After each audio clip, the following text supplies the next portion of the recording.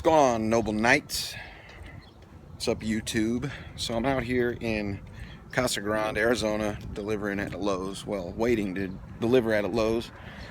I'm about an hour and a half early. But I want to talk to you about this fuel bonus. This fuel bonus. What you want now?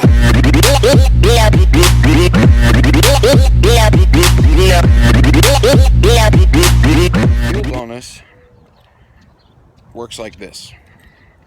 Your MPGs are calculated off of your dispatched miles versus your fuel purchased, okay?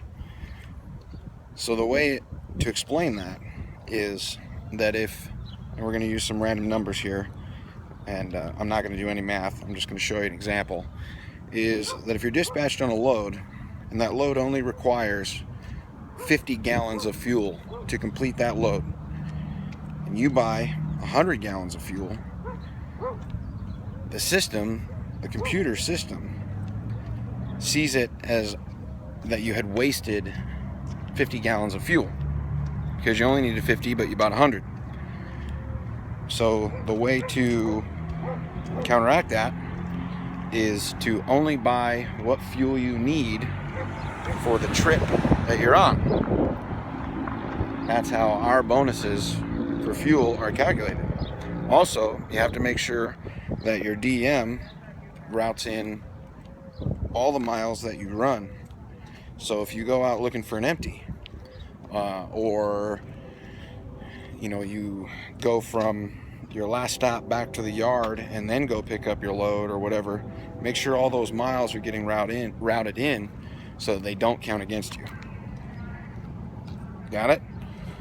Don't buy more fuel than what's required for the load. And at the end of the quarter, really skimp on your fuel. You need to really skimp on the fuel, and you need to make sure that your trips are scanned in and processed before the last day of the quarter. So some of you guys will see huge drops in your fuel mileage, and that's because you more than likely bought fuel a day or two before the end of the quarter and didn't turn in the paperwork for that load that you were on until after the quarter ended. Does that make sense? Hopefully it does. Hopefully. So remember, fuel bonus has nothing to do with the rate at which your truck is burning fuel. Even though you want to watch that and keep an eye on it because it can give you a hint at problems with the truck or things like that, that's not how the fuel bonus is calculated. Dispatch miles and fuel purchased. So when the end of the quarter comes and you're a couple days away, make sure that all your trips are processed, scanned in, and make sure that your tanks are as low as they can be. Now, don't run them on fumes, of course. Leave yourself a little bit of fuel to make sure you can get to the next day. But if you can, hold off on purchasing fuel until the first day of the new quarter. Hopefully that makes sense.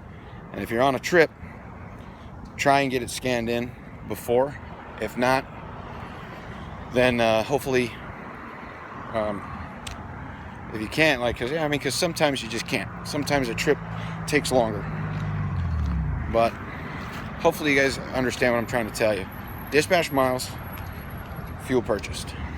Dispatch miles, fuel purchased. Thing to remember, your MPGs will change every Monday because the rolling average updates every Monday. And the rolling average is 90 days. I've seen some people post 2 weeks.